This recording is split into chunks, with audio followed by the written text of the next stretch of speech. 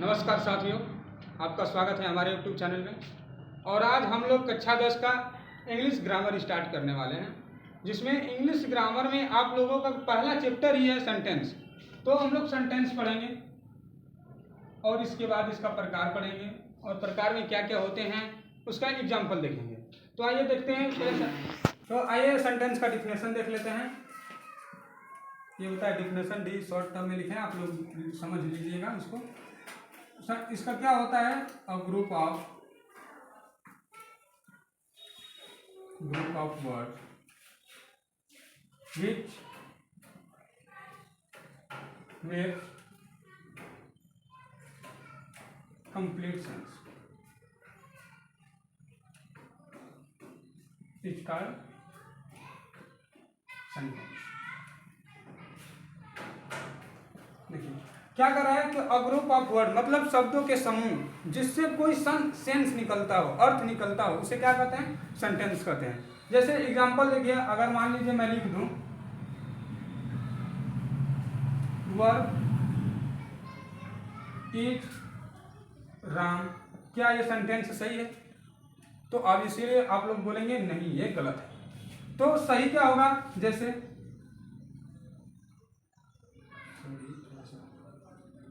Ram is, अब कुछ भी लिख लेते हैं, जैसे मान लीजिए ये तो गलत था, कुछ दूसरा हम लोग लिख देते हैं। राम इज गोइंग, राम जा रहा है। राम रीड्स, राम पढ़ता है। मतलब देखिए क्या हो रहा है, यहाँ पे कुछ ना कुछ अर्थ निकल रहा है, लेकिन वर्क है राम, क्या ये कुछ सेंस निकल रहा था? नहीं। तो ये हो गए आपके एग्जाम्पल। अब आइए इसके टाइप पढ़ लेते हैं, टाइप कौन कौन से होते हैं। सेंटेंस के 5 प्रकार होते हैं। कौन कौन, उसको हम लोग लिख लेते हैं। पहला असर्टिव सेंटेंस।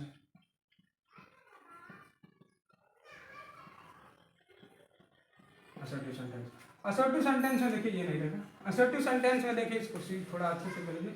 इसमें क्या होता है कि सिंपल जितने भी साधारण वाक्य होते हैं आपके आ जाएंगे। जैसे इसमें देखिए, इसमें 2 होते हैं। कौन कौन? एक होता है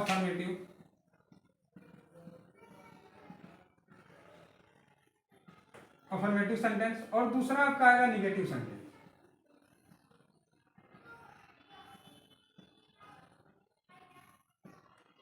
ठीक, तो अब देखिए आपको अफर्मेटिव में क्या होते हैं? जो साधारण होते हैं, जैसे राम जा रहा है, वह खा रहा है, तुम लोग सो रहे हो, या जो भी आप एकदम साधारण मतलब सिंपल वे में आप कुछ भी बोल रहे हैं, वो क्या होगा? अफर्मेटिव होगा। और निगेटिव नकारात्मक, जैसे मैं ये काम नहीं कर रहा हूँ, मैं पढ़ने नहीं जाता हूँ, मैं नहीं सोता हूँ। एग्जाम्पल आइए एक एक कर लेते हैं।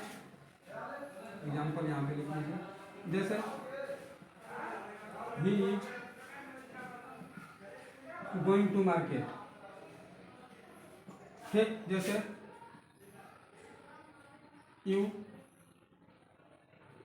रीड अ लेटर, रियल है। ठीक, अब इसमें आइए निगेटिव में देख लेते हैं। निगेटिव में क्या होगा आपका? जैसे यहाँ पे है he is going to market, तो आप लोग इसको लिख सकते हैं ही इज नॉट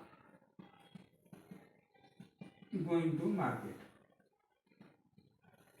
अब ये है जैसे यू रीड अ लेटर, तो आप लोग लिख सकते हैं you are not read a letter. ठीक, तो यहाँ पे थोड़ा सा मिस्टेक हो गया, तो इसको लिखे यू आर नहीं होता है, यू के साथ यहाँ पे देखिए इंडिफिनिट का है तो डू लगाएंगे। You do not read a letter. तो आपको यहाँ पे आई होप कि अफर्मेटिव और निगेटिव जो असर्टिव में होते हैं क्लियर हो गए होंगे।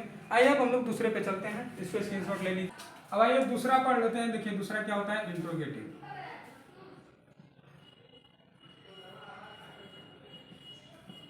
इंट्रोगेटिव सेंटेंस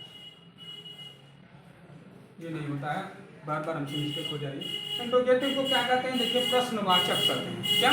प्रश्नवाचक। तो आप ऐसे समझ सकते हैं कि जो भी आपको मतलब कोई भी वाक्य अगर है, अगर उसमें कुछ प्रश्न किया जा रहा हो, तो आप समझिए कि वो इंट्रोगेटिव होगा। जैसे सिंपल एक एग्जांपल लेते हैं, what is your name.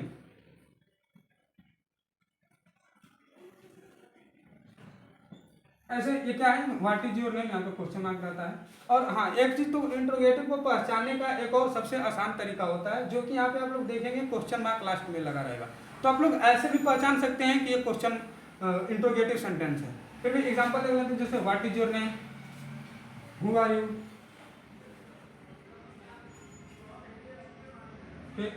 Where are you going.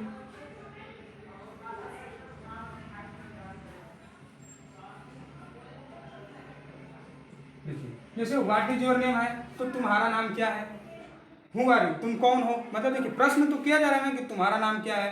फिर दूसरा आपसे कोई आया और पूछ रहा है कि तुम कौन हो, तो क्या बोलोगे, ये तो एक प्रश्न हुआ, आपको जवाब देना है। तो जिसमें आपको जवाब देना है या आप किसी से प्रश्न करें उसको जवाब देना है, वो हो जाएगा आपका interrogative sentence.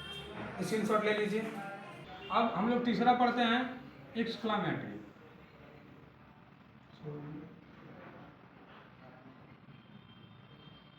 Exclamatory sentence.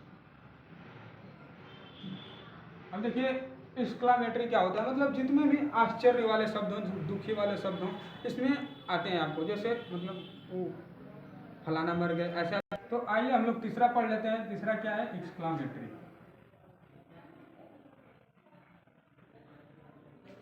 Exclamatory sentence. अब देखिए इसको थोड़ा आप लोग समझिएगा, सी ई है, ठीक ना, एक ही में यू मत समझ लीजिएगा, ये सी ई है। तो एक्सक्लामेटरी में क्या होता है, देखिए इसका मतलब कहते हैं जितने भी आश्चर्य वाले, देखिए इसका हिंदी होता है विस्मयादिबोधक, जिसमें मतलब आपको कोई शॉकिंग न्यूज हो, ठीक, या खुशी वाली बात हो या दुखी वाला बात हो, सब इसमें आ जाते हैं, उसे ही कहते हैं एक्सक्लामेटरी सेंटेंस। जैसे आइए एक एग्जाम्पल लेते हैं। एग्जाम्पल जैसे लिख लिख लीजिए, जैसे आप लोग कहते हैं ना, कहीं आप लोग मैच खेलने जाते हैं तो कैसे कहते हैं, हुर्रे, ये ए अच्छा, hurray, we won the match.